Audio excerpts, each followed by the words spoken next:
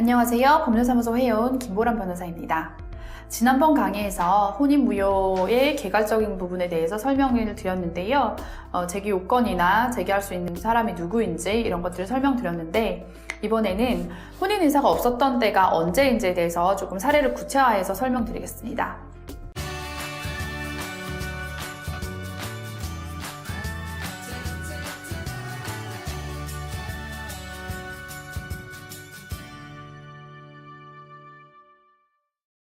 설명에 앞서 혼인무효소송은 일반적으로 쉽게 인정되지 않습니다.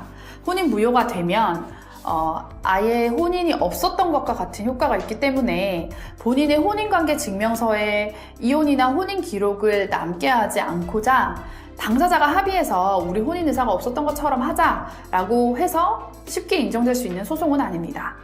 혼인무효소송은 근친혼이 아니라면 당사자 간의 혼인 의사가 없었던 때에 해당이 돼야 되는데요. 이 부분은 판례를 통해서 몇 가지 유형화를 시켜볼 수 있습니다.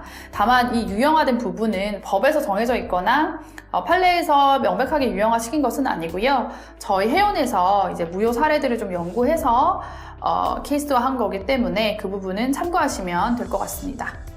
첫 번째 케이스는 두 사람 가운데 한 사람은 혼인할 의사가 전혀 없는데 혼인신고가 되어버린 경우입니다.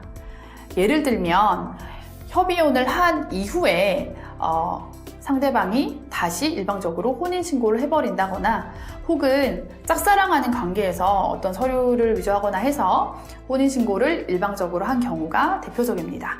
또한 합치된 의사로 혼인신고서를 작성했다고 하더라도 이 혼인신고서가 출이되기 전에 그 의사를 철회했다면 혼인의사가 없었던 때에 해당할 수 있습니다.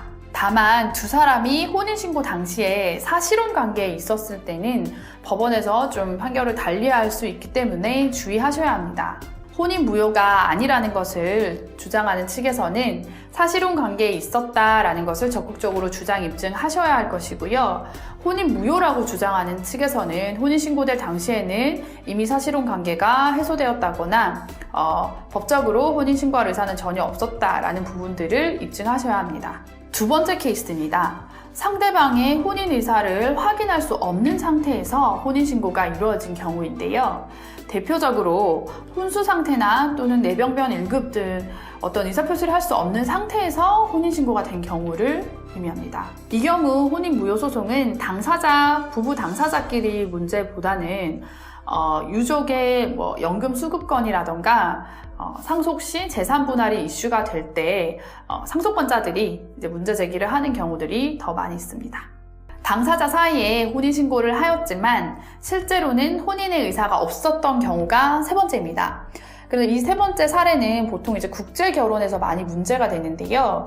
이 세 번째 사례는 또 크게 두 가지로 나눠볼 수 있습니다. 첫 번째로 사기 국제결혼을 당한 경우인데요.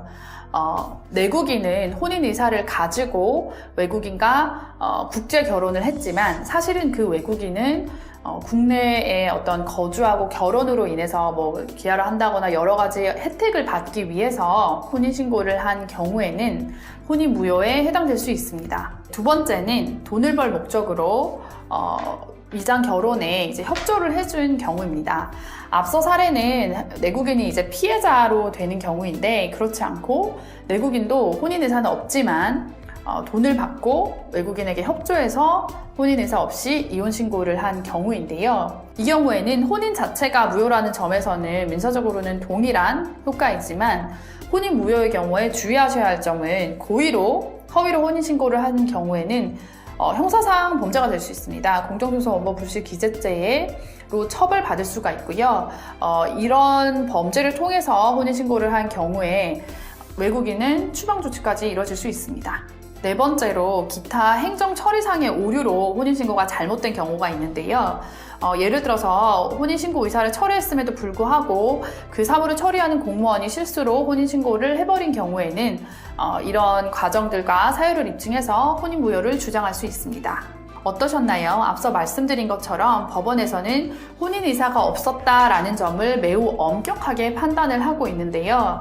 이런 사유들에 해당되는 경우라면 각자 그 사유를 좀 적극적으로 주장하고 관련 자료를 효율적으로 입증하시는 것이 중요합니다.